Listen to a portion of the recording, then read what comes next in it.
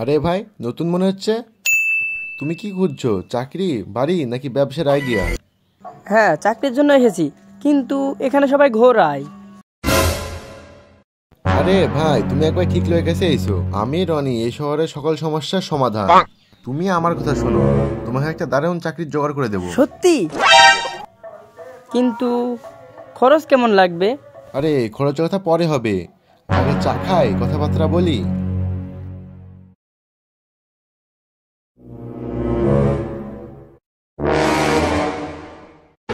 আবারও রনির জালে নতুন শিকার।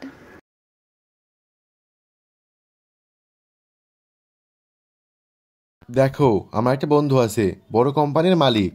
তাকে বললে তোমার জন্য একটা ম্যানেজারের পোস্টের চাকরি জোগাড় করে দেবে। তবে তবে 10,000 টাকা অ্যাডভান্স লাগবে। আরে এটা পরে বলতাম। দেখো ভাই, এটা তো বিনিয়োগ, চাকরি পেলে এই টাকা কিছুই না। ভাই, তুমি এখানে? আর এই লোকটাই বা কে? এটা রনি ভাই, আমাকে চাকরি দেবে। চাকরি? এরকম কত লোক আছে যারা টাকা নিয়ে পালিয়ে যায়। সাবধানে থাকিস।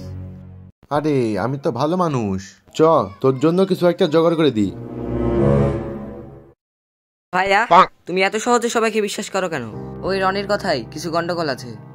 আমি রিপন ভাইয়ের কাছে শুনেছি সে অনেকের টাকা নিয়ে পালিয়েছে। কিন্তু আমার তো কোনো উপায় নাই, চাকরি না পেলে আমরা কি করব? তুমি আমার কথা শোনো, আমরা নিজেরাই চেষ্টা করব। এই দালালে পেছে টাকা নষ্ট করার দরকার নেই। রনির কথায় ভুলো না, ওর চাকরি দেওয়ার কোনো হাত নাই, ও শুধু মানুষের টাকা খায়। তুমি নিচে গিয়ে খুঁজে দেখো, একটা কোম্পানির নাম বলছি, ওখানে গিয়ে কথা বলো। এই ঠিকানাটা নাও। ধন্যবাদ রিপন ভাই। রনি ভাই, এই ছেলেটাও পালাবে মনে হচ্ছে। চুপ কর, আমি ওকে ছাড়বো না।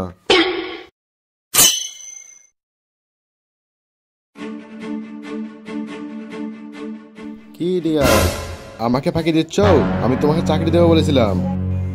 রনি ভাই, আমি আপনার সত্যতা জেনে গেছি, আপনি মানুষের সাথে প্রতারণা করেন। আর একটা কথা ভাই, আমি আমার যোগ্যতা চাকরি পেয়েছি। আর আপনার মতো দালালের আমাদের আর কোনো দরকার নাই।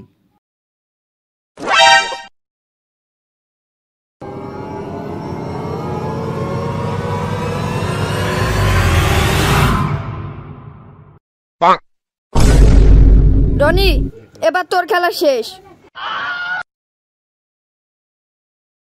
এই দাঁড়া রে, দাঁড়া। তুই ঠিকই বলেছিলি শাহিম, দালালের উপর বিশ্বাস করলে আমি বড় সমস্যায় পড়ে যেতাম।